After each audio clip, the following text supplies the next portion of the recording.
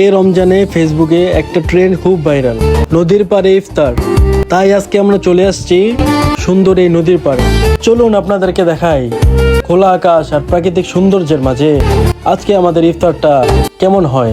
Hey guys, আসসালামু আলাইকুম, it's me Simon, welcome to my another blog.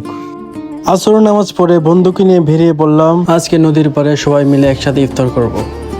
আলহামদুলিল্লাহ, নদীর পাড়ে এসে ঠান্ডা বাতাস আর চারদিকে প্রাকৃতিক সৌন্দর্য দেখে মনটা সত্যিই ভরে গেল।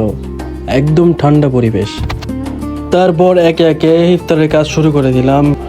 প্রথমে শসা, পেঁয়াজ, টমেটো, ধনিয়া পাতা সুন্দরভাবে কেটে নিলাম। ওই কিরে মধু মধু রসমালাই রসমালাই, কালারটা দেখো কত লাল। এরপরে মধুময় তরমুজটা সুন্দরভাবে কাটা হচ্ছিল, খুব সুন্দরভাবে।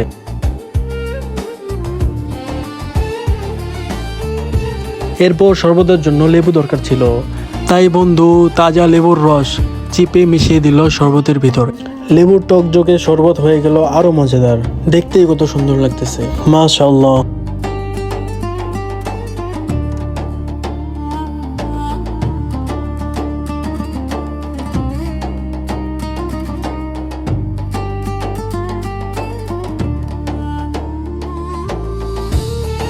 এরপর দোয়া করলাম সবাই মিলে, কারণ ইফতারের সময় দোয়া কবুল হয়।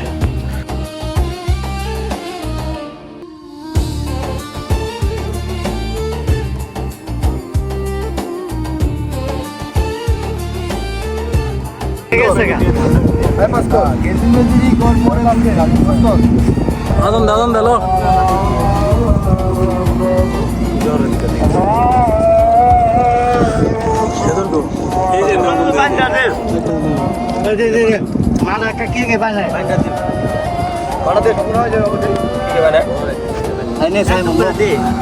আগে দিমা জায়গা দিয়েছে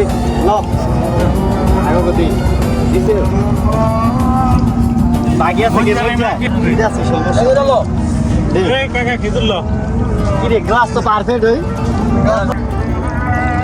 পরীক্ষা আমাদের সামনে আগে আমরা বিশেষ খাই বন্ধু পুরো ভরে দুইটা দাম পড়ে যাবো দেখি কমাই কমাই দিতে কমাই করে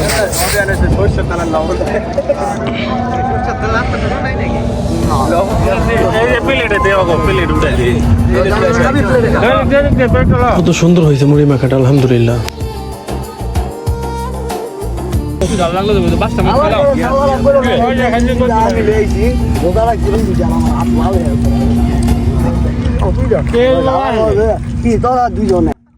সবাই মিলে একসাথে ইফতার দেখতে কতটা সুন্দর লাগতেছে, আলহামদুলিল্লাহ, মাশাআল্লাহ। অনেক সুন্দর খাবার হইতেছে, মানে অনেক সুস্বাদু ছিল মুড়িটা আর শরবত আর মাঠাটা তো বলার বাহির। এত স্বাদ ছিল, পুরো পরানটা জুড়িয়ে গেছে মাঠা আর শরবত খেয়ে। সব মিলে আলহামদুলিল্লাহ কি সুন্দর লাগতেছে।